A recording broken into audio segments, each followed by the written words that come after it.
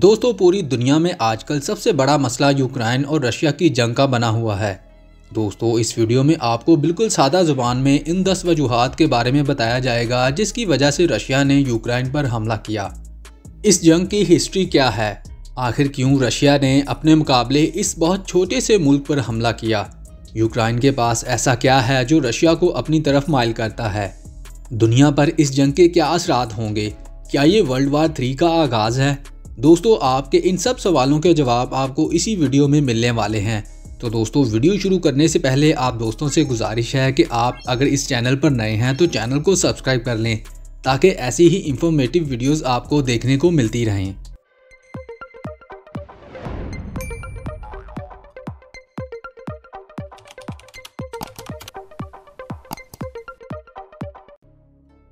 Number 10 location of Ukraine. दोस्तों, Russia के मगरिब में वाक़या ये मुल्क रशिया के बाद यूरोप का दूसरा बड़ा मुल्क है। इसके कैपिटल सिटी का नाम कीव है। दोस्तों, यूक्रेन के साथ यूरोप के कुछ अहम ममालिक की सरहदें भी लगती हैं, जैसा कि हंगरी, बेलारूस, पोलैंड, रोमानिया और स्लोवाकिया। दोस्तों, ये ममालिक इतने अहम क्यों हैं, इस बात का अंदाज़ा आपको वीडियो में कुछ आगे चलकर होगा। दोस्तों, ये तो हो गई यूक्रेन के बारे में कुछ जोग्राफियाई मालूमात, लेकिन इस जंग के बारे में समझने के लिए आपको तारीख के कुछ हक़ाइक़ भी जानना होंगे। Number 9 history. दोस्तों, यूक्रेन भी एक वक्त में सोवियत यूनियन का हिस्सा हुआ करता था। वक्त के साथ साथ यूएसएसआर का होल्ड बढ़ता गया। एक वक्त में यूरोप के एक हिस्से पर यूएसएसआर और दूसरे हिस्से पर मगरबी ताकतों का राज हुआ करता था। दोस्तों, सोवियत यूनियन ये चाहता था कि पूरे यूरोप पर इसका कंट्रोल हो, जबकि मगरबी ताकतें इसके बरक्स चाहती थी। लिहाजा इन दो बड़ी ताकतों की सियासी दुश्मनी ने कोल्ड वार को जन्म दिया। Number 8 cold war. दोस्तों, मगरबी ताकतों और यूएसएसआर की इस जंग में मिलिट्री और ताकत का इस्तेमाल नहीं हुआ, बल्कि सियासी दावपेच को खेला गया। यूरोप के मगरबी हिस्सा में जहां पर मगरबी ताकतों का इन्फ्लुएंस था, वहां अमेरिका ने अपना असर और सूख बढ़ाने के लिए मगरबी यूरोप के ममालिक के लिए बहुत बड़ी इमदाद का ऐलान किया, जिसको मार्शल प्लान कहा जाता है। इस प्लान के मुताबिक अमेरिका ने यूरोपीय ममालिक को $13 बिलियन दिए थे ताकि वो अपनी माशियत को बेहतर कर सकें। दूसरी तरफ सोवियत यूनियन ने भी अपने इत्तेहादियों की माली मदद करना शुरू कर दी। Number 7 Budapest agreement. दोस्तों, 1994 में रशिया ने यूक्रेन पर अपनी धाक बैठाने के लिए यूक्रेन के साथ एक माहदा किया, जिसे बुदापेस्ट एग्रीमेंट कहते हैं। इस माहदे के मुताबिक रशिया यूक्रेन की आज़ादी और इसकी खुदमुख्तारी की हिफाजत करेगा और बदले में यूक्रेन के एटमी हथियारों को अपने कब्जे में रखेगा। Number 6 Victor Yanukovych. दोस्तों, 2014 में विक्टर यानुकोविच, जो यूक्रेन के सदर थे, जिसे पावर से निकाल दिया गया। दोस्तों, हुआ कुछ यूँ था कि ये इंसान अंदर से प्योर रशियन था और रशिया की साइड भी लेता था। इस शख्स ने यूरोपीय यूनियन के साथ हाथ मिलाने की बजाय रशिया से $15 बिलियन का बेल आउट प्लान ले लिया। इसका इतना करना था कि यूक्रेन के लोगों को लगा कि इनको रशिया के हाथों बेच दिया गया है और वो बाहर सड़कों पर निकल आए। मगरबी ताकतों ने भी इस एहतजाज को सपोर्ट किया। जब विक्टर ने देखा कि हालात उसके काबू से बाहर हो रहे हैं तो उसने ताकत का इस्तेमाल शुरू किया, जिसकी वजह से सैकड़ों लोगों की जान भी गई। ये सूरत हाल देखकर और ज़्यादा लोग बाहर निकल आए और मजबूरन सदर को ये मुल्क छोड़कर रशिया भागना पड़ा। दोस्तों, ये यूक्रेन के लोगों के लिए तो एक बड़ी जीत थी, लेकिन रशिया के सदर पुतिन के लिए एक बहुत बड़ी हार थी। Number 5 Crimea.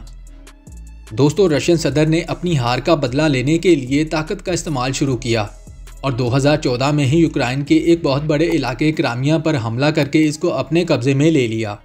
दोस्तों, माजी में ये इलाका भी यूएसएसआर का हिस्सा हुआ करता था और इसी साल पुतिन ने यहाँ पर रेफरेंडम भी करवाया और यहाँ के लोगों ने यूक्रेन की बजाय रशिया के साथ रहने को तरजीह दी, जो कि पुतिन के लिए एक बहुत बड़ी कामयाबी थी।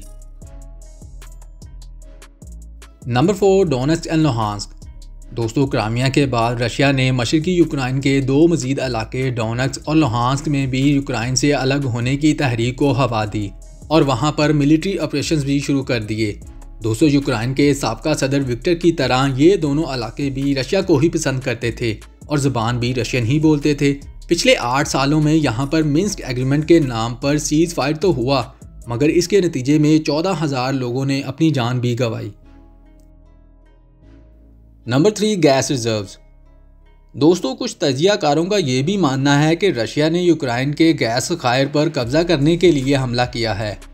क्योंकि यूक्रेन और रशिया दोनों ममालिक में गैस के काफ़ी ज़्यादा ज़खायर मौजूद हैं। दोस्तों, आप इस बारे में क्या राय रखते हैं, हमें कमेंट में ज़रूर बताएं। Number 2, NATO. दोस्तों, मगरबी ताकतों ने माली तौर पर तो रशिया का मुकाबला कर लिया था, लेकिन मिलिट्री पावर के मुकाबले में वो अब भी इसका मुकाबला नहीं कर सकते थे। लिहाजा इस मकसद के लिए मगरबी ताकतों ने मिलकर नॉर्थ अटलांटिक ट्रीटी ऑर्गेनाइजेशन यानी नेटो का क़याम अमल में लाया, जिसमें यूरोप के 28 ममालिक और नॉर्थ अमेरिका के 2 ममालिक शामिल हैं, जिनमें यूक्रेन और रशिया के हमसाया ममालिक बेलारूस, हंगरी, पोलैंड, रोमानिया और स्लोवाकिया भी शामिल हैं। दोस्तों, ये वही ममालिक हैं जिनका जिक्र हम वीडियो के शुरू में कर चुके हैं। कभी ये ममालिक USSR का हिस्सा हुआ करते थे और आज ये मुल्क रशिया के मुखालिफ नेटो में शामिल हो चुके हैं।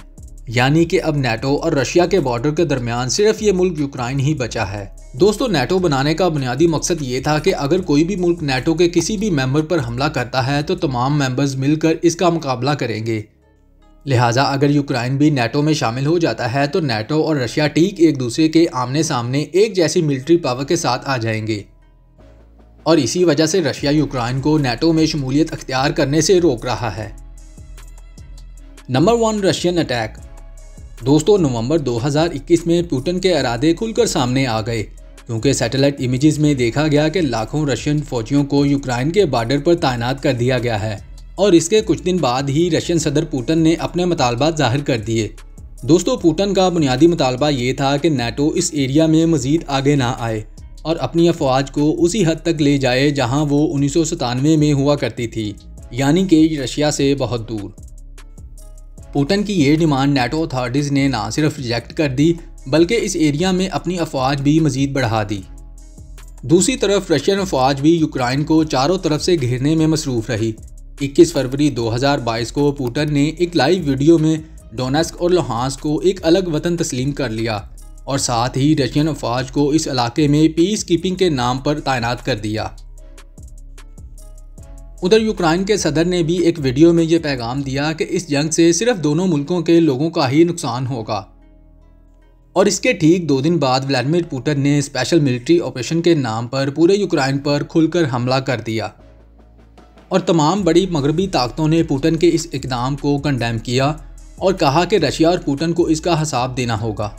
बहुत से यूरोपीय ममालिक में रशिया के इस हमले के खिलाफ एहतजाज भी हुए।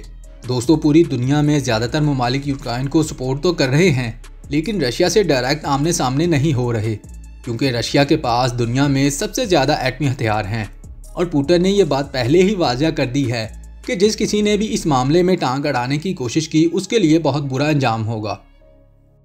दोस्तों, वीडियो में बताई गई इन्फॉर्मेशन अगर आपको अच्छी लगी तो वीडियो को लाइक और दोस्तों के साथ शेयर ज़रूर कीजिएगा।